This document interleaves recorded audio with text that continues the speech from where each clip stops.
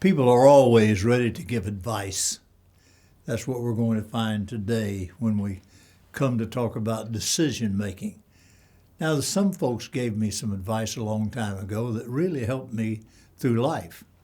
A lot of advice that I have received, that's just what it was. I received it, didn't pay much attention to it. Some of it I probably should have paid a little more attention to.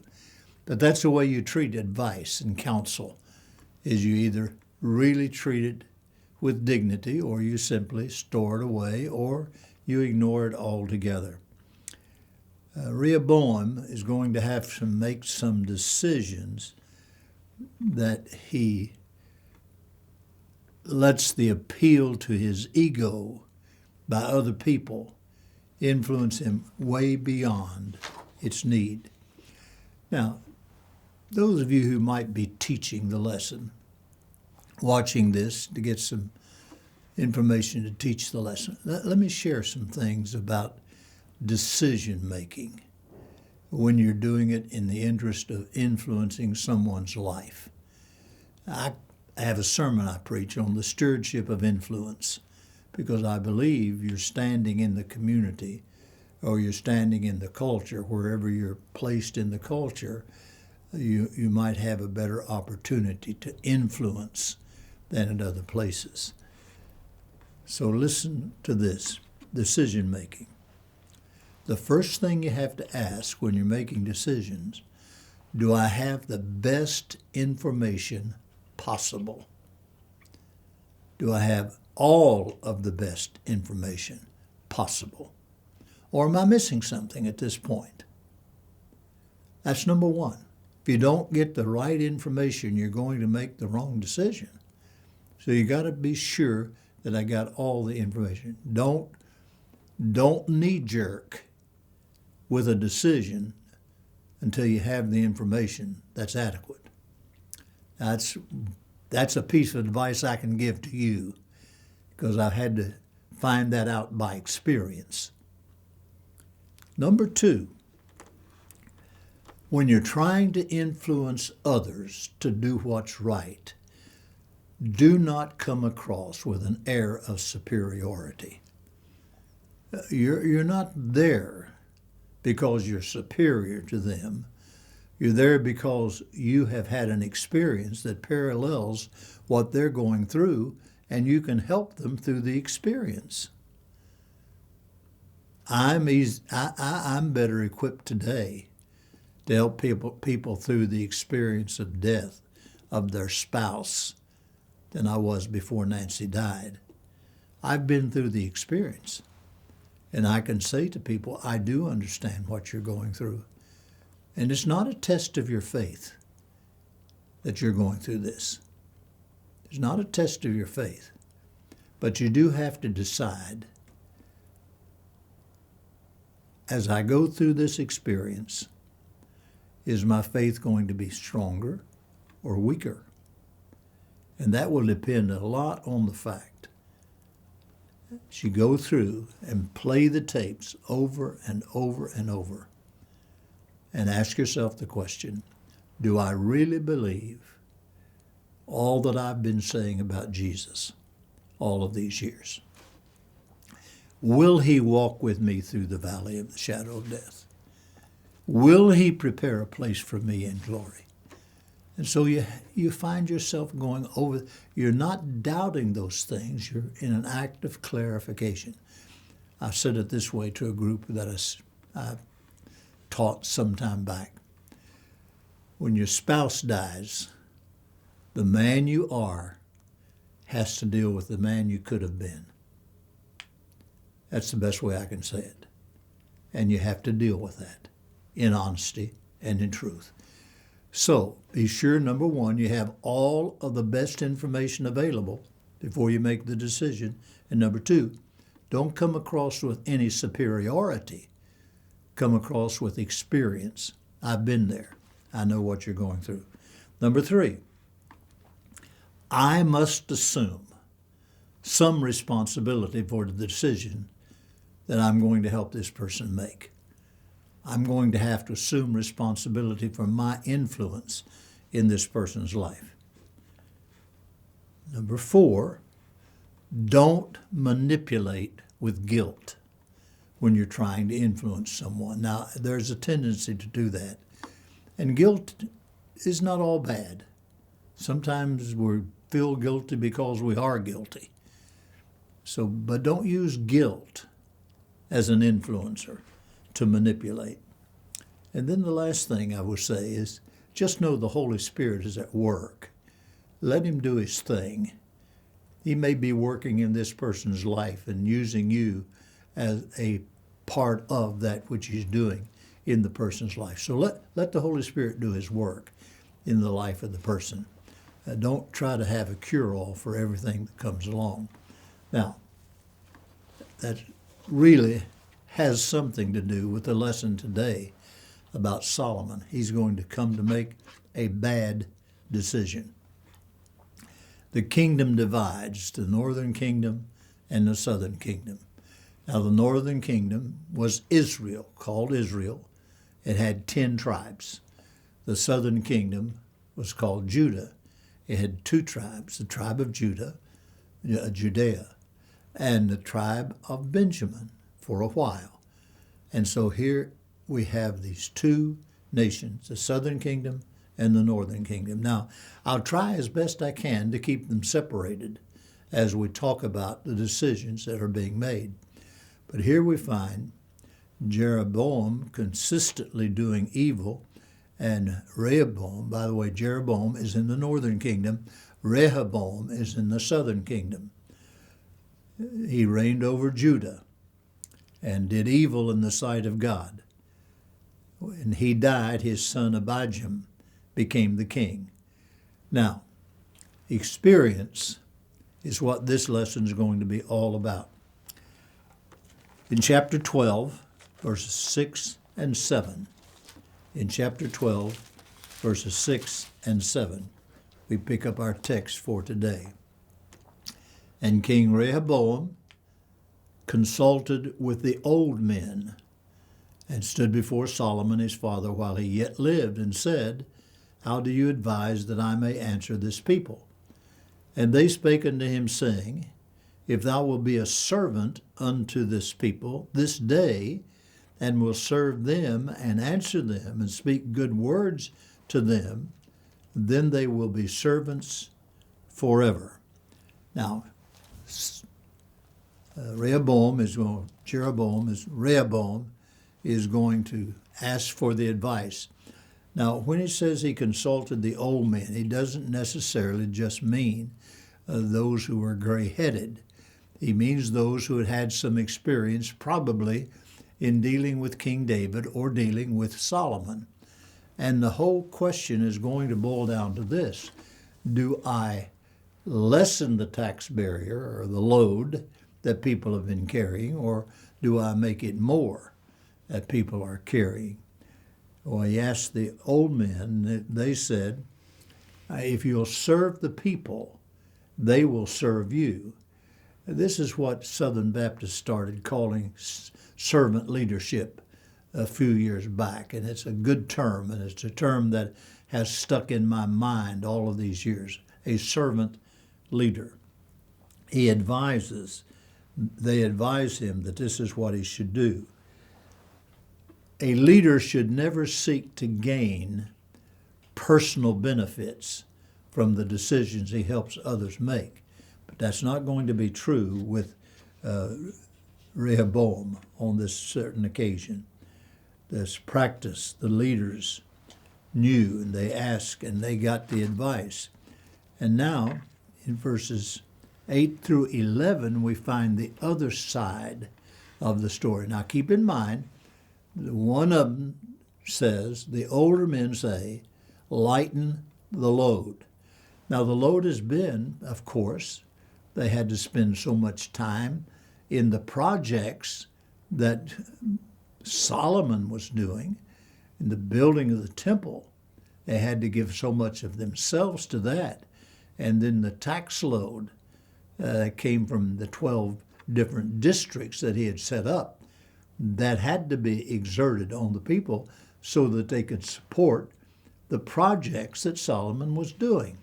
So it was a double-edged sword. They were involved in doing the projects, and then they had to pay the taxes for the projects themselves.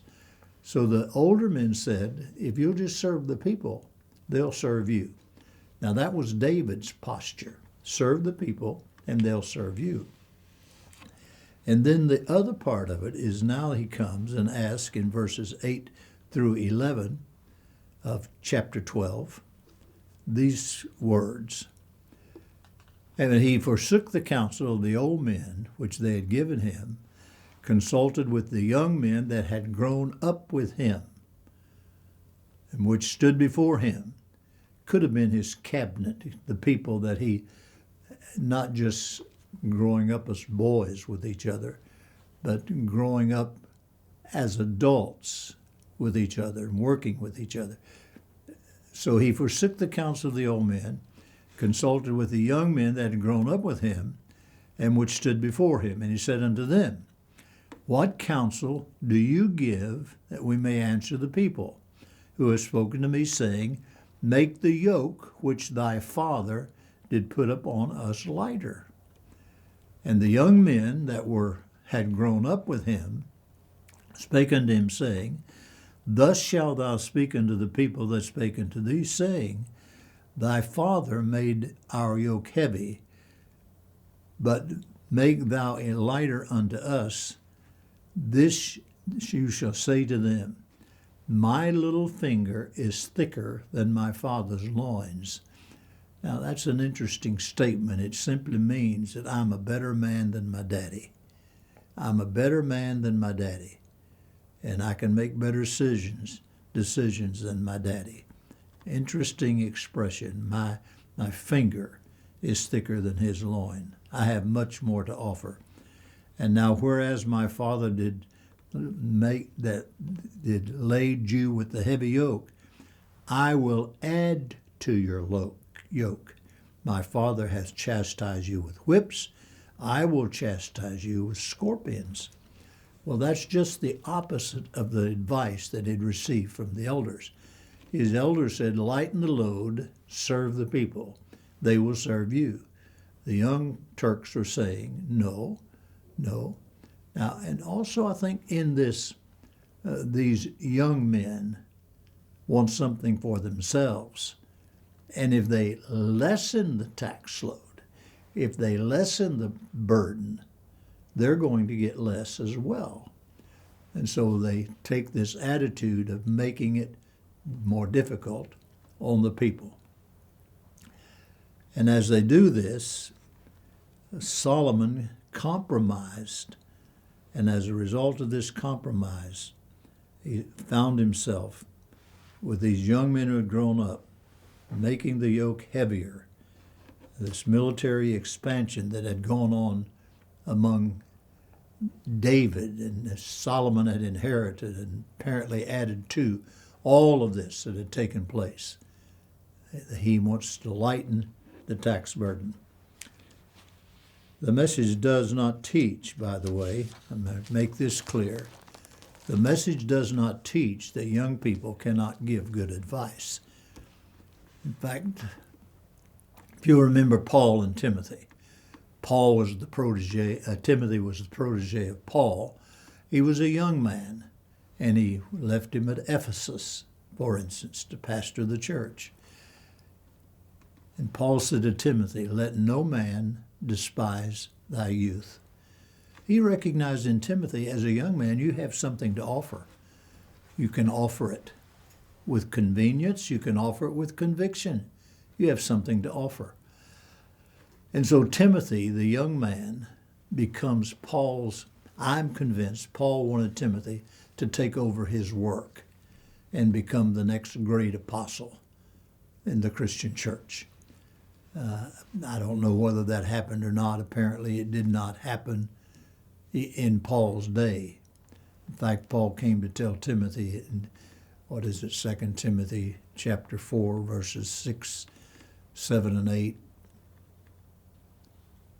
I realize that this is happening in my life. The time of my departure has come. I fought a good fight. I finished my course. I kept the faith. Now, what more could you say about a preacher?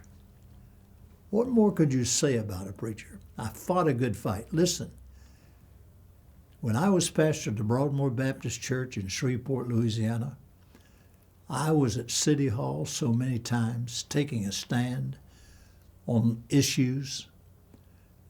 They had to be so far away from any new liquor outlet had to be so far away from a church, and they would go to the extremes to decide how far away they were from the church. And I would be down there. I want you to know I fought a good fight. I fought a good fight for the principles and the convictions of the Word of God when we went through a tough time in the Southern Baptist Convention. I fought a good fight. I stood on firm ground. I believed. Now, I'm not tooting my horn, please understand, but I am saying I fought a good fight. Finished the course. Now, that could mean two or three things. One, I ran track. I ran the 180 low hurdles. That was my specialty. Loved it. I loved it. I ran the 440, which is the hardest race in track to run because you have to sprint for a half mile. I finished my course every time. I never cut it short. I finished. I may not come in first place, but I finished every time. Or it could mean I was enrolled in a course in college and I finished my course. I finished it. So whatever Paul has in mind, I'm sure he has all of this in mind. I finished my course. I kept the faith. When it would have been so much easier just to give up. I'd find myself in prison. I'd find myself in jail because I took the right stand. I finished my course. Kept the faith. So you have to come to the place that you understand that you've done the right thing. And Rehoboam could not do that. Rehoboam could not do that. And I'm going to get these boys mixed up. You can just stay with me. Rehoboam is in the southern kingdom. Jeroboam is in the northern kingdom. And Rehoboam, the greatest thing he had going for him was the temple was in the southern kingdom. The temple was in the southern kingdom. That was his greatest asset. His greatest asset. So the king answered the people roughly and added to their burden. His aspirations were growing. And they knew Rehoboam would not lighten the load and had rejected the wisdom of his father. He addressed the people and spake to them after the counsel of the young men. Now, there's nothing wrong with giving advice as a young man. I got off on the thing of Paul and Timothy. Paul gave him good advice. Let no man despise your youth. I remember my mentor in the ministry, Dr. W.D. Laws. He said to me when I was a college student, I was working with him, doing Royal Ambassador work all over the state convention of Arizona. And he would remind me, I know you're young, but don't let anyone put you down just on the basis of your youth. You can't do that. Young men have good ideas too. Young men have good ideas too. So, the contrast here is not by the age, it's by the wisdom. And the young men did not exhibit good wisdom. They saw something in it for themselves. And he approached the people harshly. You never gain by mistreating the people you serve. you never gain by mistreating the people you serve. So he hearkened not unto the people, and he hearkened only to those who wanted to make the load heavier. Solomon's spiritual compromise had been disaster even for his son, who became the king. He was 41 years old when he became king. He gave arrogant counsel that supersedes everything that God ever intended in this idea of servanthood. You remember, and you've heard me quote many times, let this mind be in you, which was also in Jesus, who being in the form of God thought it not robbery to be equal with God, made himself of no reputation, took upon him the form of a servant. Now, if we're going to follow a pattern, there's no better pattern to follow than the pattern of Jesus Christ, and his was a pattern of servanthood, to the extent that he became like a man, even unto death, and death by the cross. So Jesus was humiliated before he was exalted. And sometimes that happens to us.